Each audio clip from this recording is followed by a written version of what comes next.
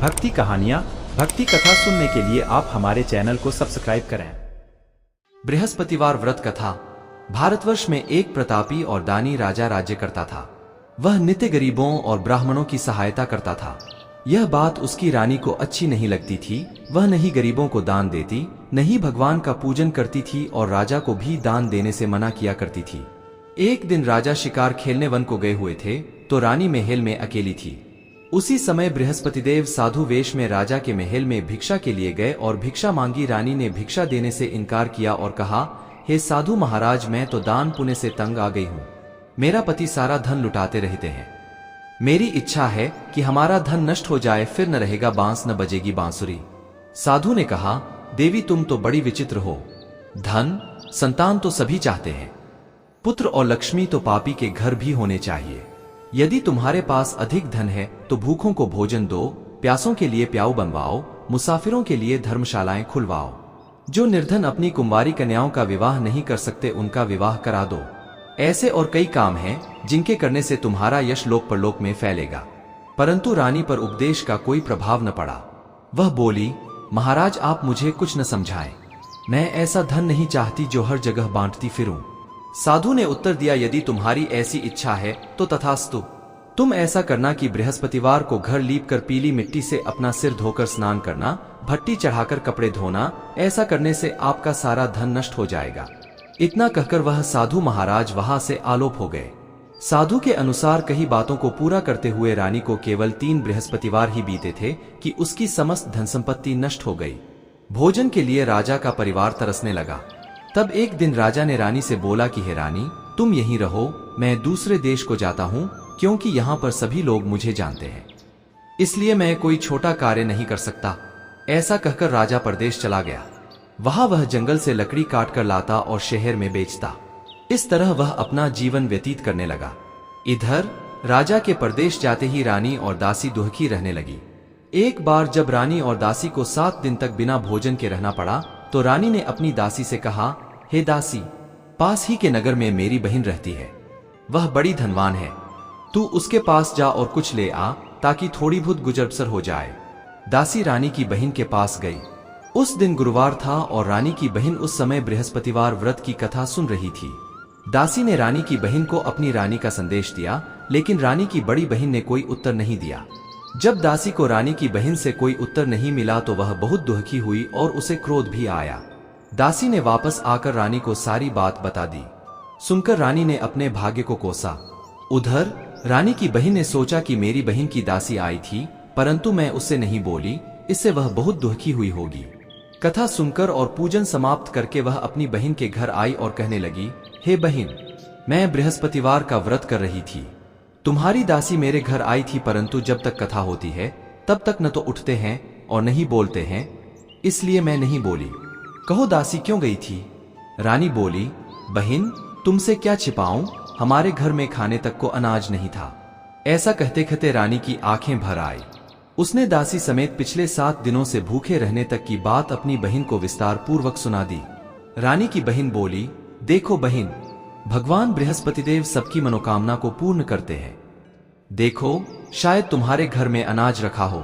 पहले तो रानी को विश्वास नहीं हुआ, पर बहन के आग्रह करने पर उसने अपनी दासी को अंदर भेजा तो उसे सचमुच अनाज से भरा एक घड़ा मिल गया। यह देखकर दासी को बड़ी हैरानी हुई। दासी रानी से कहने लगी, हे रानी, जब हमको भोजन नहीं मिलता तो हम व्रत ही तो करते हैं, इसलिए क्यों न इनसे व्रत और कथा की विधि पूछ ली जाए ताकि हम भी व्रत कर सकें। तब रानी ने अपनी बहन से बृहस्पतिवार व्रत के बारे में पूछा। उसकी बहन ने बताया, बृहस्पतिवार के व्रत में चने की दाल और मुनक्का से विष्णु भगवान का केले की जड़ में पूजन करें तथा दीपक जलाए, व्रत कथा सुने और पीला भोजन ही करें। इससे बृहस्पतिदेव प्रसन्न होते हैं। व्रत और पूजन विधि बताकर रानी की बहन अपने घर को लौट गई। 7 दिन के बाद जब गुरुवार आया तो रानी और दासी ने व्रत रखा। घुड़साल में जाकर चना और गुड़ लेकर आए, फिर उससे केले की जड़ तथा विष्णु भगवान का पूजन किया।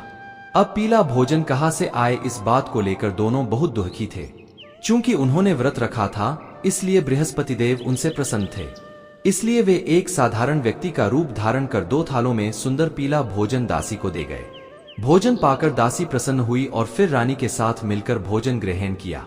उसके बाद वे सभी गुरुवार को व्रत और पूजन करने लगी। बृहस्पति भगवान की कृपा से उनके पास फिर से धन संपत्ति आ गई, परंतु रानी फिर से पहले की तरह आलस्य करने लगी।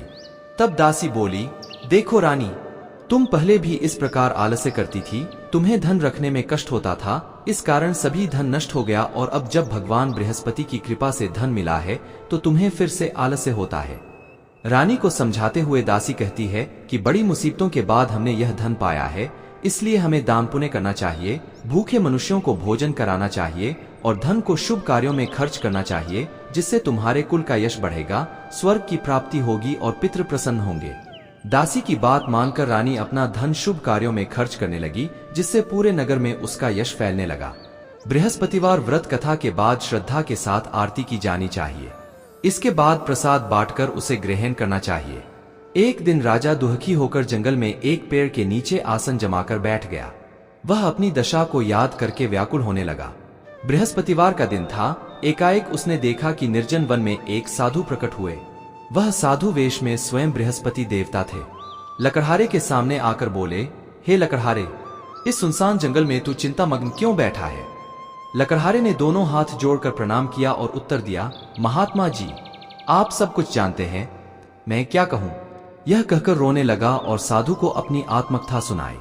महात्मा जी ने कहा, तुम्हारी स्त्री ने बृहस्पति के दिन बृहस्पति भगवान का निरादर किया है, जिसके कारण रुष्ट होकर उन्होंने तुम्हारी यह दशा कर दी। अब तुम चिंता को दूर करके मेरे कहने पर चलो तो तुम्हारे सब कष्ट दूर हो जाएंगे और भगवान पहले से भी अधिक संपत्ति देंगे। तुम बृहस्पति के दिन कथा किया करो। 2 पैसे के चने मुनक्का लाकर उसका प्रसाद बनाओ और शुद्ध जल से लोटे में शक्कर मिलाकर अमृत तैयार करो। कथा के पश्चात अपने सारे परिवार और सुनने वाले प्रेमियों में अमृत व प्रसाद बांटकर आप भी ग्रहण करो। ऐसा करने से भगवान तुम्हारी सब मनोकामनाएं पूरी करेंगे। साधु के ऐसे वचन सुनकर लकड़हारा बोला, हे प्रभु, मुझे लकड़ी बेचकर इतना पैसा नहीं मिलता जिससे भोजन के उपरांत कुछ बचा सकूं। मैंने रात्रि में अपनी स्त्री को व्याकुल देखा है। मेरे पास कुछ भी नहीं जिससे मैं उसकी खबर मंगा सकूं। साधु ने कहा, हे लकड़हारे, तुम किसी बात की चिंता मत करो। बृहस्पति के दिन तुम रोजाना की तरह लकड़ियां लेकर शहर को जाओ। तुमको रोज से दुगुना धन प्राप्त होगा, जिससे तुम भली भांति भोजन कर लोगे तथा बृहस्पति देव की पूजा का सामान भी आ जाएगा। इतना कहकर साधु अंतर्ध्यान हो गए। धीरे धीरे समय व्यतीत होने पर फिर वही बृहस्पतिवार का दिन आया। लकड़हारा जंगल से लकड़ी काटकर किसी शहर में बेचने गया। उसे उस दिन और दिन से अधिक पैसा मिला। राजा ने चना गुड़ आदि लाकर गुरुवार का व्रत किया। उस दिन से उसके सभी क्लेश दूर हुए, परंतु जब दोबारा गुरुवार का दिन आया तो बृहस्पतिवार का व्रत करना भूल गया। इस कारण बृहस्पति भगवान नाराज हो गए। उस दिन उस नगर के राजा ने विशाल यज्ञ का आयोजन किया तथा शहर में यह घोषणा करा दी कि कोई भी मनुष्य अपने घर में भोजन न बनावे, न आग जलावे, समस्त जनता मेरे यहाँ भोजन करने आवे। इस आज्ञा को जो न मानेगा उसे फांसी की सजा दी जाएगी। इस तरह की घोषणा संपूर्ण नगर में करवा दी गई। राजा की आज्ञानुसार शहर के सभी लोग भोजन करने गए, लेकिन लकड़हारा कुछ देर से पहुंचा, इसलिए राजा उसको अपने साथ घर लिवा ले गए और ले जाकर भोजन करा रहे थे तो रानी की दृष्टि उस खूंटी पर पड़ी जिस पर उसका हार लटका हुआ था।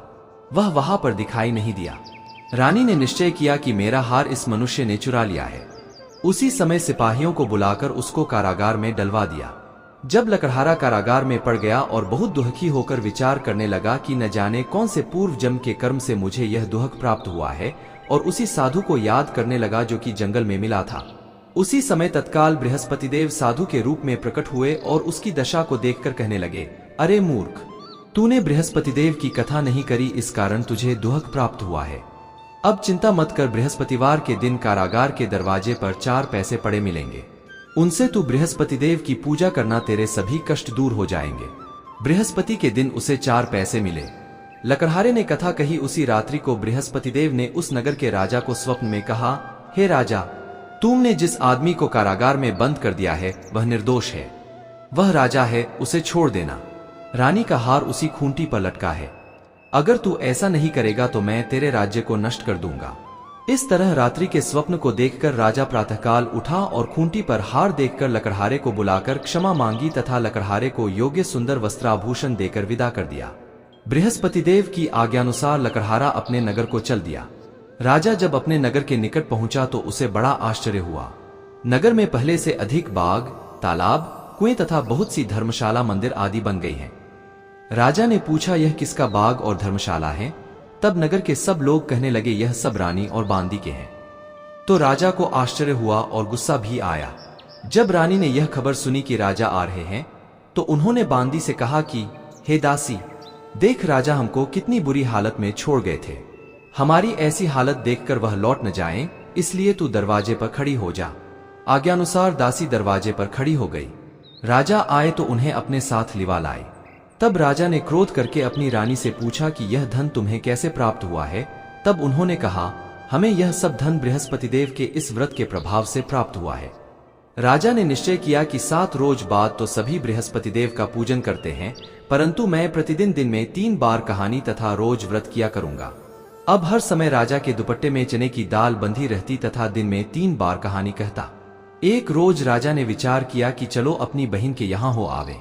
इस तरह निश्चय कर राजा घोड़े पर सवार हो अपनी बहन के यहाँ को चलने लगा।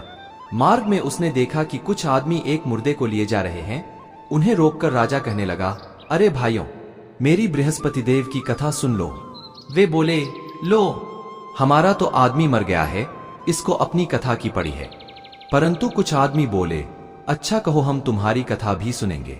राजा ने दाल निकाली और जब कथा आधी हुई थी कि मुर्दा हिलने लग गया, और जब कथा समाप्त हो गई तो राम राम करके मनुष्य उठकर खड़ा हो गया। आगे मार्ग में उसे एक किसान खेत में हल चलाता मिला। राजा ने उसे देख और उससे बोले, अरे भैया, तुम मेरी बृहस्पतिवार की कथा सुन लो। किसान बोला, जब तक मैं तेरी कथा सुनूंगा तब तक 4 हरिया जोत लूंगा। जा अपनी कथा किसी और को सुनाना। इस तरह राजा आगे चलने लगा। राजा के हटते ही बैल पछाड़ खाकर गिर गए तथा किसान के पेट में बड़ी जोर का दर्द होने लगा। उस समय उसकी माँ रोटी लेकर आई। उसने जब यह देखा तो अपने पुत्र से सब हाल पूछा और बेटे ने सभी हाल कह दिया। तो बुढ़िया दौड़ी दौड़ी उस घुड़सवार के पास गई और उससे बोली कि मैं तेरी कथा सुनूंगी, तू अपनी कथा मेरे खेत पर चलकर ही कहना। राजा ने बुढ़िया के खेत पर जाकर कथा कही, जिसके सुनते ही वह बैल उठ खड़ हुए तथा किसान के पेट का दर्द भी बंद हो गया। राजा अपनी बहन के घर पहुंचा। बहन ने भाई की खूब मेहमानी की। दूसरे रोज प्रातःकाल राजा जगा तो वह देखने लगा कि सब लोग भोजन कर रहे हैं। राजा ने अपनी बहन से कहा, ऐसा कोई मनुष्य है जिसने भोजन नहीं किया हो? मेरी बृहस्पतिवार की कथा सुन ले। बहन बोली, हे भैया, यह देश ऐसा ही है कि पहले यहाँ लोग भोजन करते हैं, बाद में अन्य काम करते हैं। अगर कोई पड़ोस में हो तो देख आओ। वह ऐसा कहकर देखने चली गई, परंतु उसे कोई ऐसा व्यक्ति नहीं मिला जिसने भोजन न किया हो। आठ वह एक कुम्हार के घर गई जिसका लड़का बीमार था। उसे मालूम हुआ कि उनके यहाँ 3 रोज से किसी ने भोजन नहीं किया है। रानी ने अपने भाई की कथा सुनने के लिए कुम्हार से कहा। वह तैयार हो गया। राजा ने जाकर बृहस्पतिवार की कथा कही, जिसको सुनकर उसका लड़का ठीक हो गया। अब तो राजा की प्रशंसा होने लगी। एक रोज राजा ने अपनी बहन से कहा कि हे बहन, हम अपने घर को जाएंगे, तुम भी तैयार हो जाओ। राजा की बहन ने अपनी सास से कहा। सास ने कहा, हाँ चली जा, परंतु अपने लड़कों को मत ले जाना, क्योंकि तेरे भाई के कोई औलाद नहीं है। बहन ने अपने भैया से कहा, हे भैया, मैं तो चलूंगी पर कोई बालक नहीं जाएगा। राजा बोला, जब कोई बालक नहीं चलेगा तब तुम ही क्या करोगी? बड़े दुखी मन से राजा अपने नगर को लौट आया। राजा ने अपनी रानी से कहा, हम निर्वंशी हैं, हमारा मुंह देखने का धर्म नहीं है और कुछ भोजन आदि नहीं किया। रानी बोली, हे प्रभो, बृहस्पति देव ने हमें सब कुछ दिया है, वह हमें औलाद अवश्य देंगे। उसी रात को बृहस्पति देव ने राजा से स्वप्न में कहा, हे राजा उठ, सभी सोच त्याग दे, तेरी रानी गर्भ से है।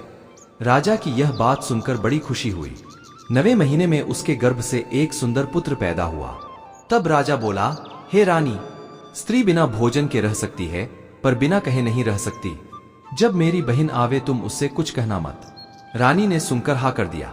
जब राजा की बहन ने यह शुभ समाचार सुना तो वह बहुत खुश हुई तथा बधाई लेकर अपने भाई के यहाँ आई। तभी रानी ने कहा, घोड़ा चढ़कर तो नहीं आई, गधा चढ़ी आई। राजा की बहन बोली, भाभी, मैं इस प्रकार न कहती तो तुम्हें औलाद कैसे मिलती? बृहस्पति देव ऐसे ही हैं, जैसी जिसके मन में कामनाएं हैं सभी को पूर्ण करते हैं। जो सद्भावना पूर्वक बृहस्पतिवार का व्रत करता है एवं कथा पढ़ता है अथवा सुनता है, दूसरों को सुनाता है, बृहस्पति देव उसकी सभी मनोकामना पूर्ण करते हैं। भगवान बृहस्पति देव उसकी सदैव रक्षा करते हैं। संसार में जो मनुष्य सद्भावना से भगवान जी का पूजन व्रत सच्चे हृदय से करते हैं, तो उनकी सभी मनोकामनाएं पूर्ण करते हैं। जैसी सच्ची भावना से रानी और राजा ने उनकी कथा का गुणगान किया तो उनकी सभी इच्छाएं बृहस्पति देव जी ने पूर्ण की थीं। इसलिए पूर्ण कथा सुनने के बाद प्रसाद लेकर जाना चाहिए। हृदय से उसका मनन करते हुए जयकारा बोलना चाहिए। बोलो बृहस्पति देव की जय, भगवान विष्णु की जय। तो इस तरह आज का वीडियो यहीं पर संपूर्ण हुआ। मिलते हैं अगली वीडियो